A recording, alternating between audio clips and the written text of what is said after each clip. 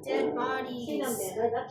Oh, it's becoming alligator. Mapagtunan ng pansin ng pag-aaral, nagdesisyon ang kanilang pamilya na paghiwalayin sila ng eskwelahan. Kaya si Nenay inilipat habang si Shay nagchismis noong buntis. Tumawag sa akin na iyak na nang iyak.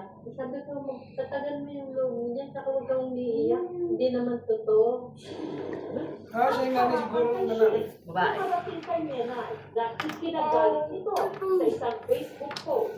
Pinahayag pa ni Nenay ang kanyang salubin. Ito ng totoo. Ginawa ko Parang lahat nangalay ka na para yan. sa'yo. At kamatayan na to. Ikaw lang yung babaeng panghabang buhay ko.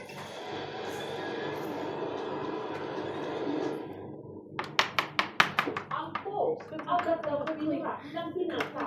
Humingi rin daw siya ng dispensa kay LG. Sabi niya, Tita, sorry po.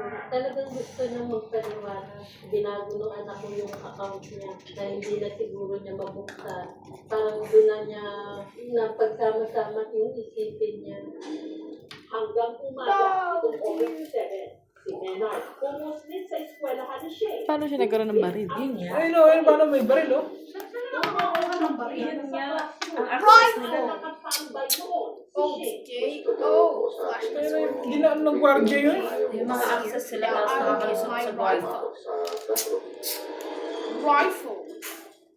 Yun na rin po yung video. Pagkatapos niya barilin yung sunod na po niya yung sarili niya. Barilin niya sa ulo. Ay, lakas ng loob niya. Kaya po siya nakawete sa amin na about ko. Hindi po namin na gagawin po. Gets this.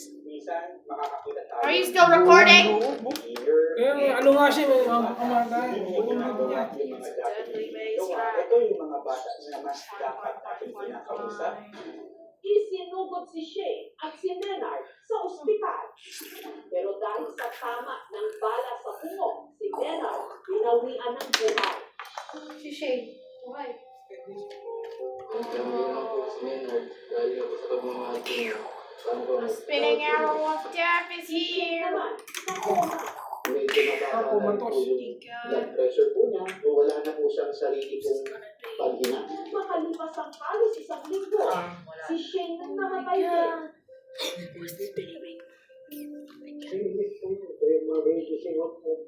Naalala ko siya.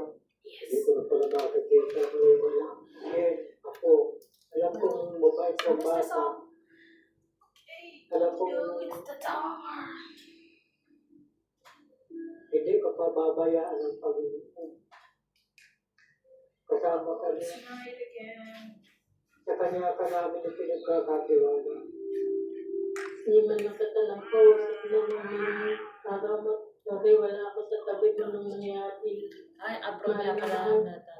Alam mo naman yun. Ate Jessica, are you still recording? Yes.